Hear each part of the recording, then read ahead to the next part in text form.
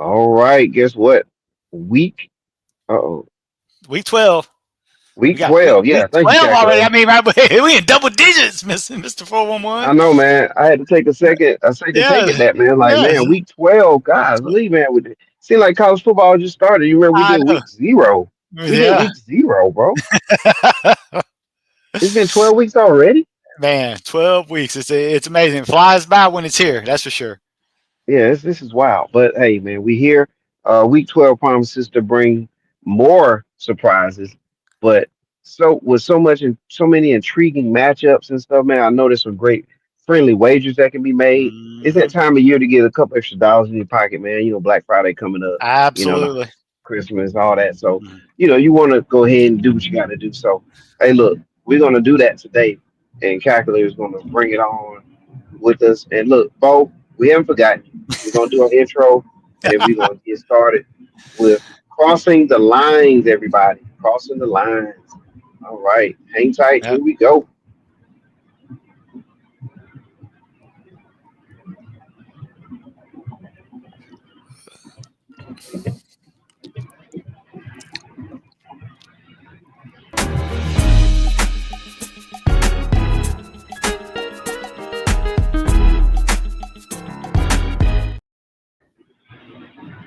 All We right, are we we are are back. back.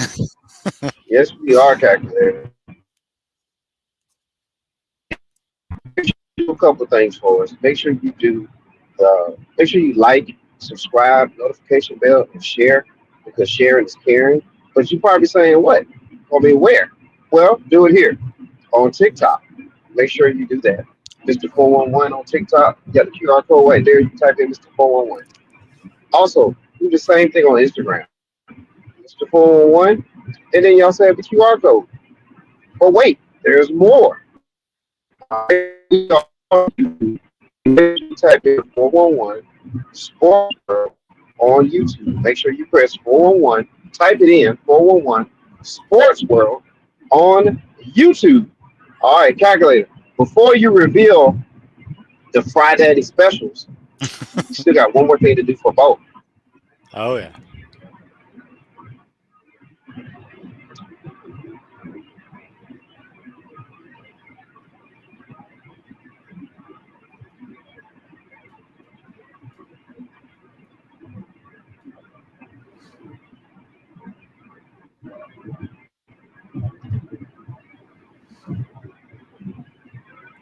Oh, you know what? Calculator, can you hear me? I can hear you. Oh, okay, you can hear me. Yeah, Yeah. Bo, we haven't forgotten you, man. Just hold tight, man. We get with you right now, Bo.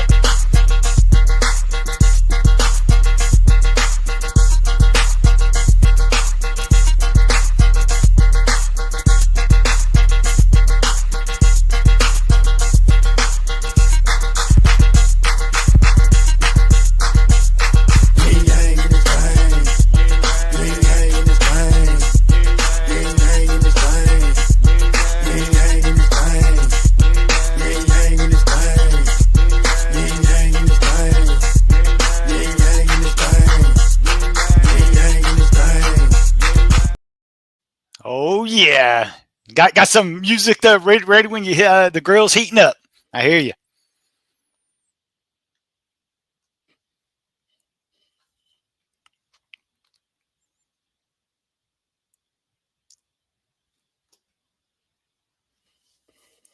I think Mr. 411's on mute right now.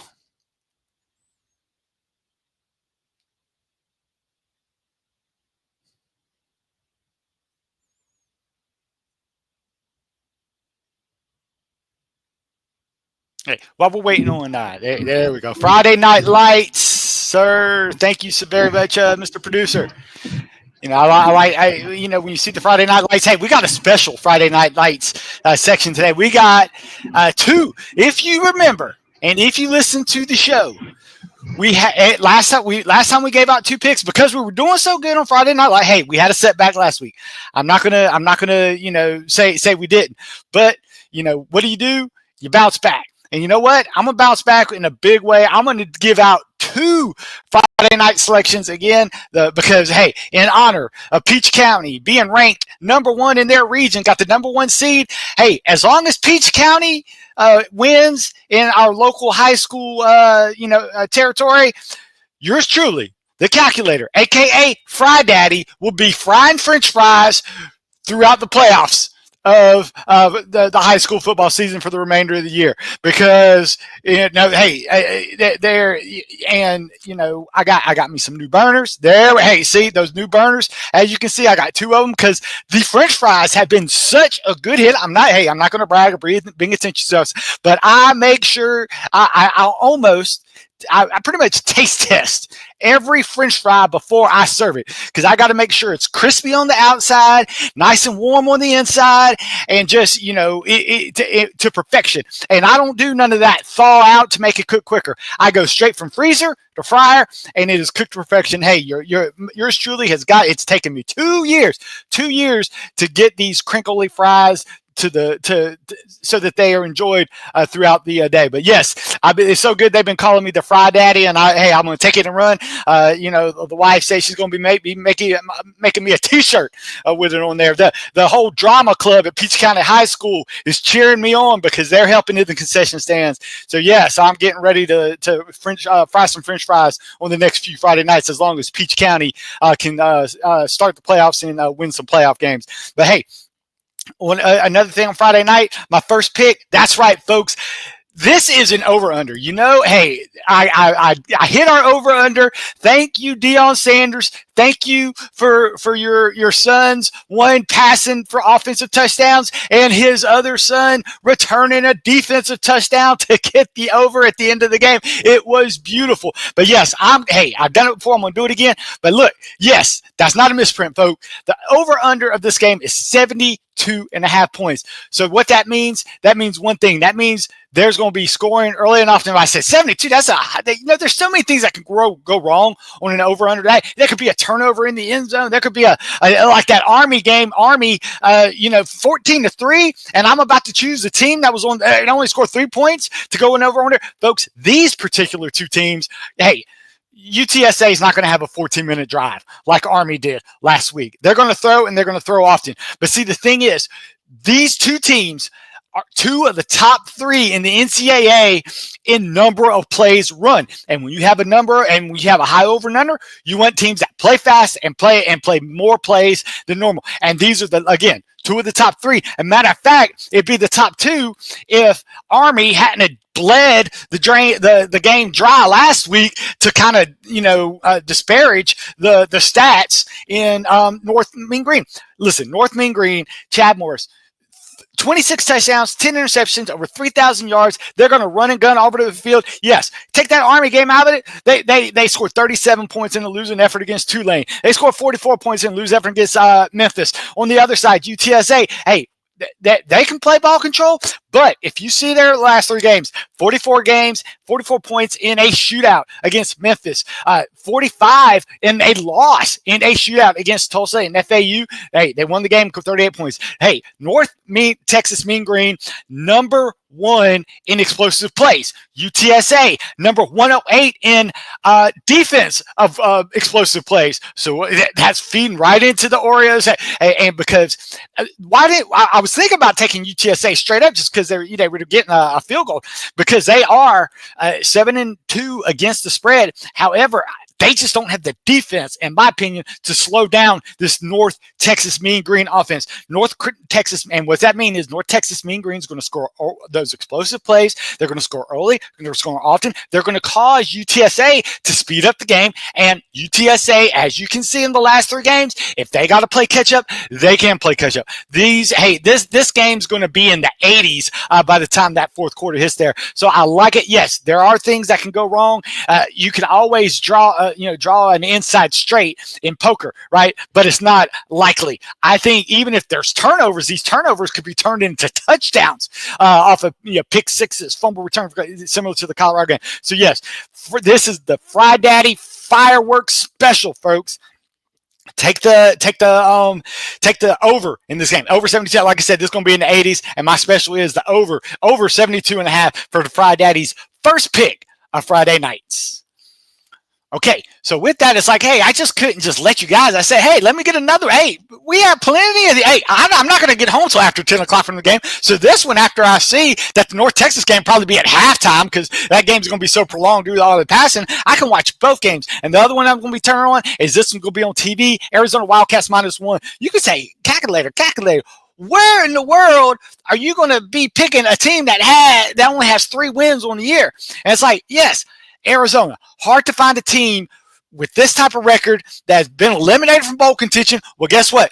This is a Friday night game, and we talk about Friday night, standalone, at home, all line up to favor the home team. This could be their bowl game, right? And hey, yeah, Houston's coming off of 2 straight wins. A big win against Kansas State last week, a big win against Utah State. I think they might be feeling a little full on themselves, But now they got to go on the road. They got to go against a team that's lost 5 in a row, folks. Oh yeah, get this, with Arizona, just Arizona, and since 2022, there are 5 times Arizona has had a home game where the spread was within a field goal, either -3 to +3. And guess what? In those 5 times, Arizona covered 4 of those 5. So I love this spot for the Wildcats. I love the standalone game. I love yes, 5 in a row. They are motivated. Coming off of a bye week. Both teams are coming off a bye week. But hey, Fridaddy's going to go with Arizona on the standalone game because these guys are going to be ruckus. This is their bowl game. Arizona's going to win their TV game on Friday night to end up with the Friday night special. So hey, get 2 in on Friday night so you can start your Saturday night off right. So with that said, hey, we're going to go into our Saturday slate, folks. We got the at 12 o'clock game, Clemson Tigers versus the Pittsburgh Panthers, folks. The best team, best unit in this team on the field is going to be the Clemson defense. You see that graphic right there? They went on the road and held that Virginia Tech. An offense has been very well at home, held them to 14 points. Yes, not very good against Louisville, but Pittsburgh's a different animal. And what I mean by is Pittsburgh has all these wins, but a lot of those wins, they had the 72nd ranked strength of schedule. And when they started playing the hardest team they played up to that point was SMU, and guess what? Got crushed 48 within themselves, and then they lost against normal bottom feeder ACC Virginia, lost straight up 24-19. So yes, I love Clemson in the spot because I had it as a 2-touchdown favorite, but the regression of the Pittsburgh offense has me concerned to a point where I'm really not concerned in taking Clemson. I especially also word is hosting the Pittsburgh transfer quarterback from Alabama, bit banged up, was in concussion protocol, the college version, and I don't think they might not rush him out because they're already bowl eligible. They're already, thinking. I think they just might take their lumps, even though it's at home. I like Clemson. Clemson, as you can see, played pretty good on the road at FSU, at Wake Forest, at Virginia Tech, and now they're playing a demoralized Pittsburgh team. It's going to be hard for Pittsburgh to get up, not having a bye week to reflect over what's been going wrong. So I like Clemson to win by 2 touchdowns. So I feel good giving up the 10 points on that. There you go. I feel good giving up the 10 points on that one.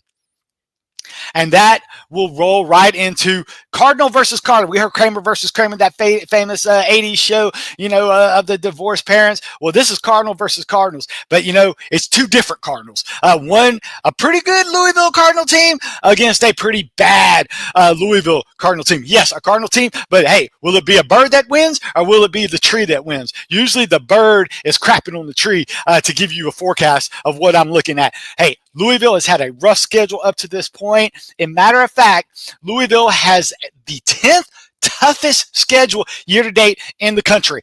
And yes, 3 losses, but goodness gracious, Notre Dame, Miami, SMU, 2 top teams in the ACC, right? And I think that tough schedule actually prepared them for when they went on the road and beat a very good Clemson team. So, hey, how has Louisville performed in this tough schedule? Guess what? They have they are ranked number 16 in the country in positive yards per game differential. In other words, they've gained more yards than they've given up, right? Now let's look at Stanford. They've had a light schedule up to this. Light, hey, we'll just downright say it's weak, 64th toughest in the country. And they have a negative yard to diff with a lighter schedule, and they are 109th in yard differential overall against a lighter schedule. So hey, things are already lacking up. So hey, let's look at some trends in this game. Since 2014, teams with 7 losses coming off a loss as a home dog of 8 or more points, which Stanford is, they are 33 and 52 against the spread, which is 39%. Expand that to teams that are a home dog of 14 or more points, and that goes up to 33% coverage. Now, if this 7-loss team have lost 5 in a row, like like Stanford, and that home dog is of 2 or more points, they have a coverage rate of 21%. Now, if they are a home dog of 7 or more, touchdown or more, 19.5% cover rate. So, hey, man, that is astounding. That is fade your Stanford Cardinal team, right? But hey, well, you might say, calculator. Stanford's coming off a bye, right? That's got to help, right? Folks, Louisville's coming off of a bye week too, and I got a trend when you got 2 teams coming off of a bye, right? So, hey, if you have a favored away team like Louisville coming out of a bye after a win, which they did against Clemson, and they're playing a team with coming off of a bye after a loss like Stanford, the cover rate is 21-6. That's 78%. Now, if you expand that being favored by just 2 to 7, so we're expanding it to over a touchdown. That's when you have a coverage rate of 86%, folks. Those is a favor for Louisville. So we got a fade on Stanford, favor on Louisville, right?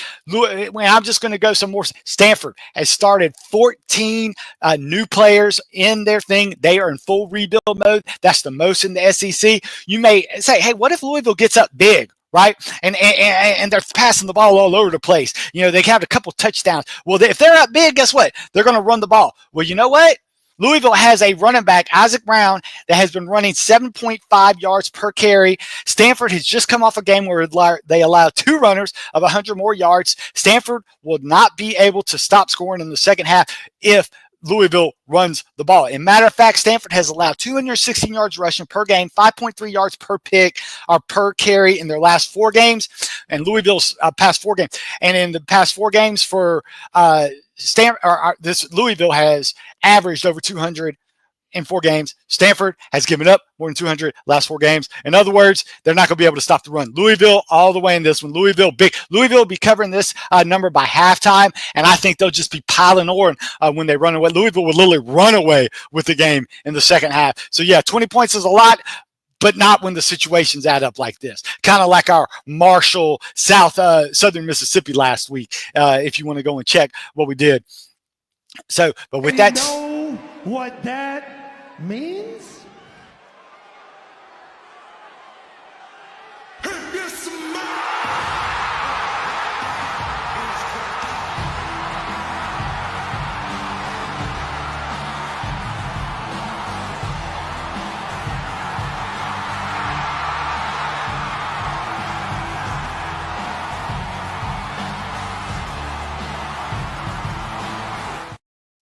Yes, sir. ABC prime time.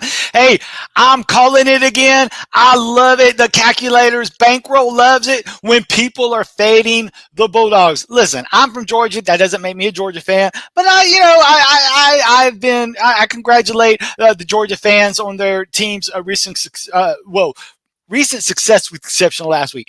Man, everybody jumped on the Bulldog jet brand bandwagon after. Well, first of all, they were off them in that Texas game. Hey, the calculator picked them against Texas. I love the spot. But then everybody's like, oh, man, they struggled against Florida with their third string quarter. They struggled against a hobbling Ole Miss team. Hey, you fade Georgia at your own risk. Well, you know what? Georgia has absolutely owned Tennessee. And I'm talking about good Tennessee teams. Folks, I don't care if the points. That's what makes it like. Well, that's what the smelly line is. You got a team coming off of a loss and not an impressive win against Florida, but they're still giving up double digits to a top 10 Tennessee teams. Folks, this is a mismatch. And what I'm saying is, first of all, Tennessee might be without their quarterback, but you know what? That quarterback has not been impressive on the road this year, right? So look at those. 4 straight home games.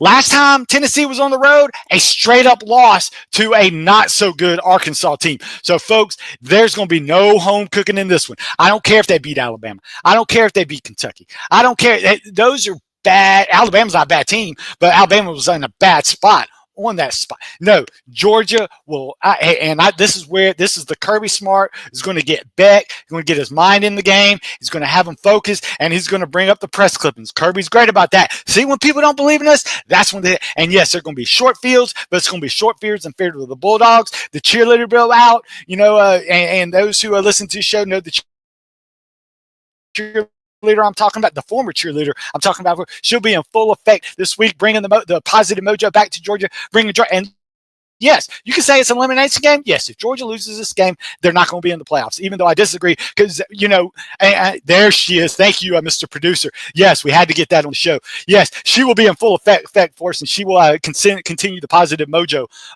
for Georgia. But yes, anytime, and I just say, behind the scenes, I've been talking to, Jenny the Greek over in Vegas, and he said if you had a neutral field, Georgia would actually be favored over Oregon, number 1 Oregon this year. And that's just how the schedule says, and just like with the mixtures. I don't say that. The numbers say that, folks. But yes, Georgia is a 10-point better team. And, you do not have to bet this right away because I'm already hearing all the people hating on Georgia.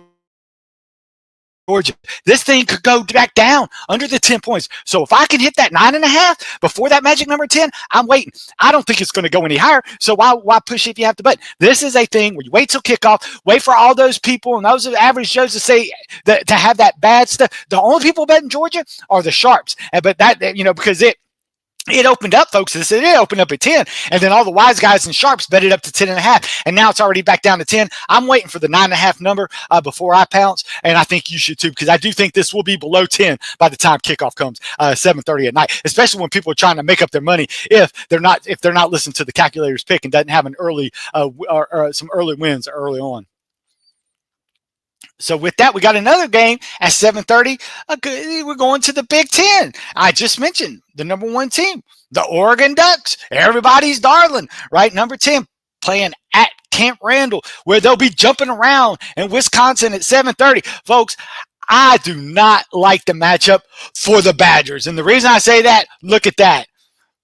At home, a loss to 28-17. Oh, and if you listen to the show, we pounced on Iowa to take advantage of the Wisconsin spiral at, when Iowa just crushed the Oregon. Listen, Wisconsin Badgers, yes, they are good at home. No doubt about it. They have a great home field advantage. The only thing is, this is only 2 touchdowns. This should be 3 touchdowns because when Oregon is focused, and the reason I think Oregon is focused is because they have a bye next week. Well, guess, the thing kind of against Oregon, they've played 7 weeks in a row. You know what? They'll be looking forward to that bye. You can say that's a look at. I think it's going to be a good thing for they're going to say, hey, we got a week to get. We don't have to hold anything. We're going to have a week off after this. I think Dylan Gabriel's going to try and stamp because this is one of the few times he can stamp his get an extra little Heisman hype before their bye week because they're rolling. There's nobody in Wisconsin that can slow down. Or they had trouble slowing down the Penn State snail pace offense. Wait till they get to the high octane of the Ducks. Oh yeah, another thing. Oregon's defense is no joke. They've only given up 18 to Maryland, 17 to Michigan, 9 to Illinois, a pure shutout at Purdue. The only time they've given up more than 21 points against Ohio State, which is a team that is a different beast. Oregon covers easily. They should be at least 17, but I have them winning by 3 touchdowns against the Wisconsin team because Wisconsin, they play good against bad teams and not so good against good teams. And folks, Oregon is a very good team. And then that brings us, I had to give everybody a night game for those night owls that like to stay up in the night, or for the people on the West Coast that listen to the show. It's kind of still going to be early for them, right? To get, BYU folks, again, the miracle team, the one of the weirdest seasons in history. BYU being outscored in defensive metric, offensive metrics, but you know what they do? They can still score at home, folks. BYU's at home, 10:30 against the Kansas Jayhawks, folks. The over under 56.5 points. So I say, man, I just don't. Yes, I looked at the weather forecast. It's cold. It's windy. But, folks, it's still at elevation. And you know what BYU does at home? They score. Folks, the last two home games that they're 38 and 41 points respectively. So, hey, if they get their 38 or they get their 41, I have a faith that Jaden Daniels for Kansas will be able to score. Hey, he scored 45 against a very good Iowa State defense. They scored 29 against Kansas State. Or, I'm sorry, 27. They scored 42 against a hot Houston team. Listen, Kansas can score when they need to. It's just Kansas offense is not going to be able to keep pace with BYU's offense at home. I think BYU's defense at the elevation will be able to hold off Kansas enough to win the game. But guess what? We don't need them to win the game.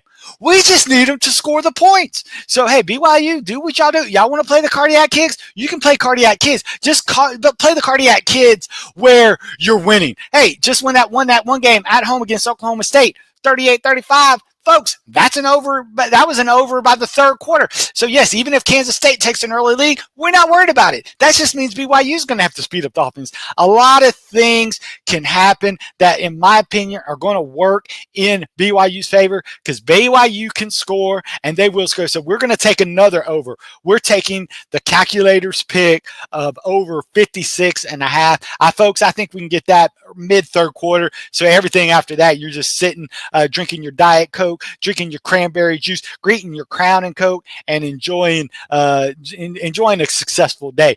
But hey, that brings us up to three things that Mr. 411 believes in. We know he believes in three things. Yes, that's right. He says he believes in the man upstairs. He said 411 always says, without that, this podcast would not be possible, right? With the help of the man upstairs. But hey, there's another thing that Mr. 411 believes in. Yes, sir. That time of year, old Saint Nick, Santa Claus, jingle bells, coming to town. The people's at the Kohl's Distribution Center and Bo himself are getting people ready for Santa Claus coming to town. And then the third thing that Mr. 411 believes in, Dr. Sachs's model, Dr. Sachs's algorithm. And Dr. Sachs was kind enough to give us an early look at what his algorithm was spitting out. And yes, Dr. Sachs is picking the Coastal Carolina at Marshall Thundering Herd. Dr. Sachs says take your Thundering Herd minus 9.5. Folks, yes, it keeps climbing up because the algorithm is seeing what the sharps are seeing. They see that Coastal Carolina just got abused by an unusually effective Troy rushing attack. Well, guess who has the number one rushing offense in the Sun Belt? Folks, that's the Marshall Herd. Hey, due to Marshall not rushing under 198 yards since their early season against Ohio State, the algorithm shows that Marshall will not be stopped in this game. They're saying Marshall's going to at least score 30 with the offense they're going, and they say the defense with Marshall is very good against a style of offense like Coastal Carolina per the algorithm, and they said Coastal's not going to score over 20 points. So the easy math, over 30, under 20, that's a 10-point cushion, and the algorithm says 9.5 is good enough for him. So thank you, Dr. Sachs. He says the algorithm says Marshall wins by at least double digits. The algorithm, we always like the algorithm. It's always working. And I also want to thank everybody tuning in, watching as we go over for the friendly wagers. Hope everybody has a wonderful and weekend of your friendly wagers. And let's go, Peach County Rosians. And hey, if you're in town, come to Peach County, eat some of the Fried Daddy's fries, and we'll take care of you. But thanks for tuning in. And Bo, we'll end this one for you, my friend.